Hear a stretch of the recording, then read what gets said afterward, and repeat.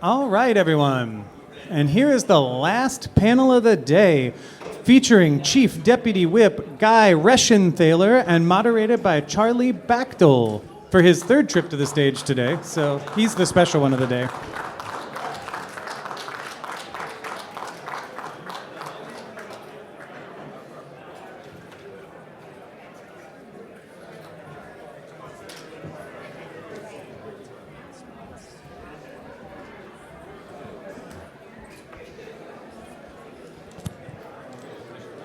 Okay.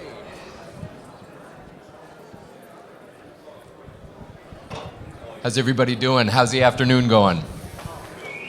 Good? Excellent. I am happy to be up here for the third time today. Not gonna lie. It's a good conference. And who I'm up here with is the reason why. It gives me great honor and pleasure to introduce Congressman Guy Reschenthaler. For those that aren't familiar, a native of Pittsburgh, earned your JD in 2007 from Duquesne University. Following law school, he went ahead and joined the Navy JAG Corps and was volunteered for service in Iraq, prosecuting terrorists and defending soldiers. Upon returning home, the congressman ran for local office, practiced law, co-founded a small business. I'd like to hear a little bit more about that while we're up here today. And gained firsthand experience and knowledge in what it means to be not only an elected official, but also run a business, which is great for the topics that we're going to cover today and what we deal with in this industry as participants. So he now serves in the leadership role as Chief Deputy Whip. It's going to be one of the questions that I asked to start off here. For those that are wondering exactly what's included in that role, it's a fascinating and incredibly important role, so want to hear more about that. Please join me in welcoming the Congressman Reschenthaler. Thank you very much. Thanks, Charlie. Thanks for having me. Really appreciate it. Yeah, absolutely. So let's kick it off with exactly what is it like being the Chief Deputy Whip? Yeah, great question. So one thing you know when you're Chief Deputy Whip is nobody knows what the Chief Deputy Whip is, and that's fair. And if you do know what it is and you're not in Washington, D.C. working on the Hill, you need a hobby because you're watching way too much C-SPAN. So the Chief Deputy Whip, you're the second on the whip team to the whip. And what the whip is responsible for doing is, at a basic level, counting the votes. So when we go to the floor, we know that we have a certain number of votes to pass the bill. But it's a lot more involved than that, because not only are you counting the votes, you also have to know what is motivating members, what amendments might need to be put on the bill. And with a very thin majority like what we have now, you're really working at the committee level, making sure the bill that is going to be produced is one that you're going to be able to get 218 Republican votes for. So you're involved. And the great thing about it is no one considers you part of leadership. So you can talk to people freely. They're not intimidated at all, but you're also in all the high profile meetings and where the decisions are being made. And both Kevin McCarthy, Eric Cantor, and Patrick McHenry all independently told me it was their favorite job they ever had in government. It's got to be absolutely fascinating. It's almost as if it's a professional cat herding and at the same time keeping tally, and then at the same time making sure that you don't lean necessarily too far in one direction or the other, right? It's a bit of an objective obligation. Yeah, so some advice that I got from a former Chief Deputy Whip was, once you're Chief Deputy Whip, your priorities have to just be whatever bill is running that week. And it can't be your own personal, you can't have your own personal stake in these bills. It's just whatever the conference, whatever leadership decides to run, that's what you're running. That doesn't say you don't have your own, like, I'm obviously working on legislation, I have my own priorities, but you've got to put those on the back burner for whatever bill is running that given week. Makes total sense. So let's transition a bit to cannabis policy. Now, when you were elected for office in Pennsylvania, it was right around the same time that medical cannabis was coming to the state. How did you become aware of the issue? How did you originally feel about it? And how did you eventually get to the point where, for those that don't know, he was a co-sponsor of the Climb Act, which we'll get into more in a bit. But tell us a bit about your experience and journey in the cannabis topic. Yeah, sure. I'd love to. There was a bill to legalize medical cannabis when I was coming into the state Senate, but the bill didn't have the support to get passed, and I came in a special election. So leading into my getting sworn in the special election, I was confronted with how are you going to vote on this bill? Where's your stance? And for me, it was really easy because when I was in the Navy, I saw I was a prosecutor in Iraq, but I was also a defense attorney stateside. And a lot of my clients had a drug addiction.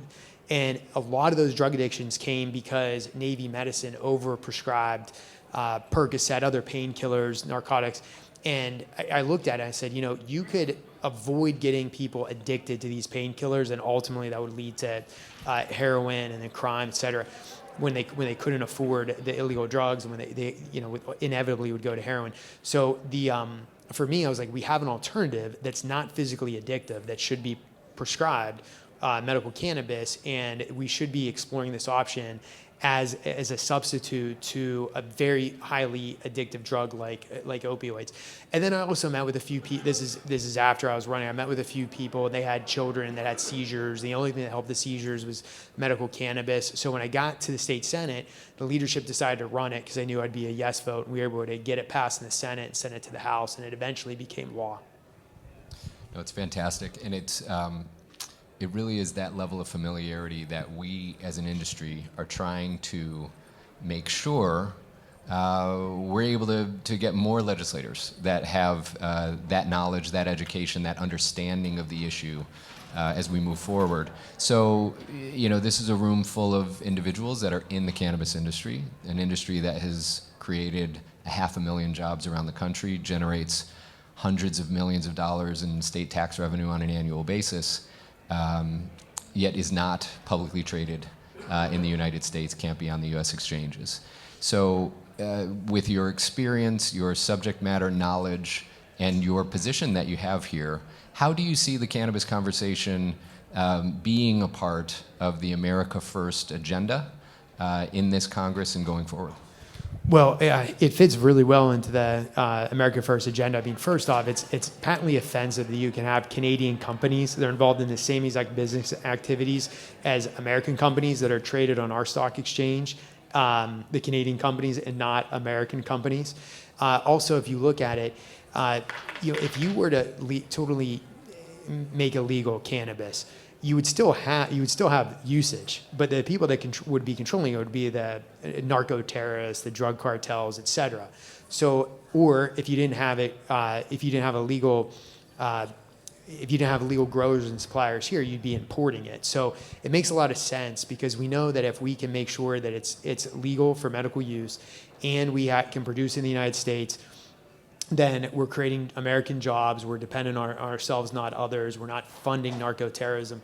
But then also we need to make sure that there's a level playing field, and that's why we need crime, and that's why we need safe banking, for example, so that these businesses are competing on an equal footing with other businesses and with foreign companies that are engaged in the same activity, only they have more protections under U.S. law than American companies. How about a quick round of applause for the fact that we have leadership up here who can articulate this issue. Yeah, no, it's terrific. So now let's connect that to the Climb Act and sort of from a legislative purpose and the way that Congress is currently sort of moving forward. What future do you see for Climb? Do you see that getting reintroduced? What's your perspective on the path forward? I hope it gets reintroduced, and I hope that as more and more people take a look at this issue and they see the economic benefits from the industry, how many jobs are being created in their districts, the spin-off of the local economy, the more we can get people behind it. And again, the more we can say that when it comes to medical cannabis, that there's an alternative to highly addictive opioids, I think that's going to help too. And I think one of the pathways is through the veteran community, because veterans are very open to alternative forms of medicine because they've seen the failures that military medicine has provided in general. So I think that is a good conduit for moving this bill. And also safe banking as well. You brought up veterans. Veterans access, unfortunately, was not included in the bills that allowed the government to recently reopen. What do you think the path forward is for getting that included in subsequent bills? So I'm not happy that fell out of the discussion when we were looking at the CR moving that forward. I understand why it happened. A lot of sausage making, just you don't. That's why they describe it as sausage making. You don't want to see it happen. But I think that there's a way forward. I think it's a little bit too late for the National Defense Authorization Act. It's already been moving and it's very close to being finished. But we might be able to do it on an appropriations bill. That might be possible. We might be able to take another bite in a minibus appropriations package as well moving forward. So there's other ways we can do this. It wasn't an all or nothing with the CR. I wish it would have been in the CR, but there's always going to be another opportunity, and hopefully soon as we're moving defense appropriations. From your seat, any advice, recommendations on offices that we should be working with in order to make sure that it gets another opportunity to get in there? Well, I think it's really good that you have bipartisan support, which obviously helps. But I'd go to maybe some of the Freedom Caucus offices, because there are some that are very good on the issue. But if you can get some of them on board, it might help with a hard right, which would be very helpful. And then I would just say, in general, when you're talking to offices, I always say, focus on the economic impact to the local district. That always helps. And then everybody wants to help veterans. So focusing on veterans' health, it would be a priority too if you are doing one-on-one meetings with staff or the congressman. No, and you brought up the local district, and I didn't mention at the beginning, it was a miss. You have businesses. I think there's a few Cresco businesses in your district and others. So again, this is the benefit of when you have operations in states and you have operations in communities, getting to know your local representatives and making sure that they understand your business results in them representing your business when they come down here to represent their constituent base. So very appreciated from that perspective. Let's tie this together too, as we're talking about veterans and we're talking about access to cannabis, an alternative for opioids, rescheduling. So there's been a lot of discussion about it. Process started under the last administration, didn't move nearly as efficiently as I think all of us agree that it should. Here we are, we have the current administration. It's been brought up many times. It seems to be that there's a significant amount of support for it from the executive.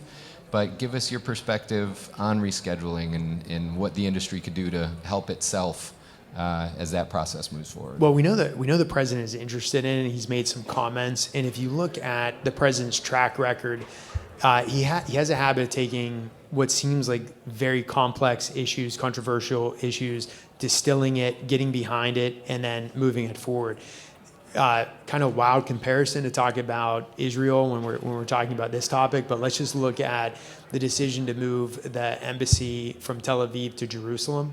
Up until that point, every president said they were going to do that, and all the so-called experts said it would be a disaster if you do it. He did it, and then right after you had the Abraham Accords, and now we also think that that's just so natural that the embassy would be in Jerusalem. I think it's the same thing with descheduling, because every administration says they're going to take a look at descheduling, or rescheduling rather, and no one ever does it. I think this president has that track record of taking really bold steps, doing it, and then once it's done, it looks like it was always that way. So that when it comes to rescheduling, I think I'm cautiously optimistic with the administration, and as soon as he gets behind it and does it, I think everything's going to fall into place. But it's really an executive. The executive branch needs to move on it, because ultimately the DEA has the statutory authority to do it. And I feel cautiously optimistic we're going to see something on that. Yeah, it makes a ton of sense. We've got a couple more here that I want to make sure that we get to. Beyond the Climb Act, are there other federal policies that you see as game changers to help the legal, regulated marketplace be that provider of public safety and public health approach to cannabis? Well, safe banking is really important. And I know you talked about the small business aspect. So I had a very small real estate brokerage, very small settlement company outside of Pittsburgh. And when we did legalize medical cannabis, it was interesting because we saw a slight disruption in the real estate market, particularly warehouses, commercial and the reason was because the money had to go somewhere. And because you couldn't bank it, you had to push. So those properties actually went up, and you shouldn't have that kind of distortion in the market. If you're engaged in a lawful activity, you should be able to have the same access to capital, the same access to banks as any other business. And that's why before we came out, I was saying the 1-2 punch would really be climb and safe banking. So I think those two together would go a long way to help the industry. Agreed. So last question here. Want to be conscious of schedules. Do you get the sense that Republicans are turning the corner on cannabis reform and potentially adopting what has long been associated with a Democratic priority? We've seen more support in recent years come from members on the right, but how do we cement ourselves as part of this general America First approach to this Congress? So I do see it changing, and the parties are shifting just in general. I mean, the bases are so different than what they were 10 years ago.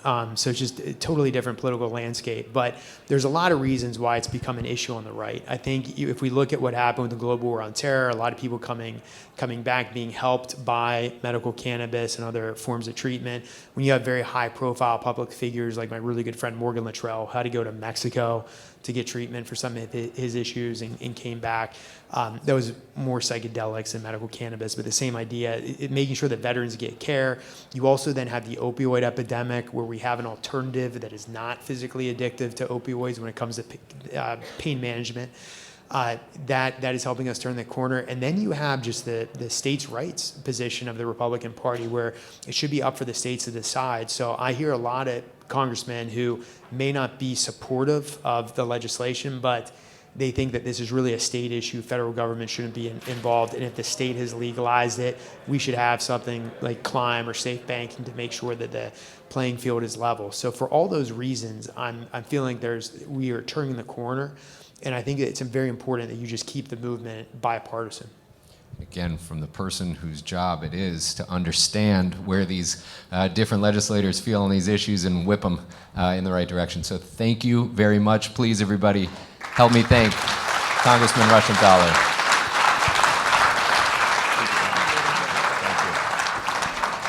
All right, ladies and gentlemen, that concludes our last panel of the day. Let me bring up Patrick and Elliot Lane, the Lane brothers.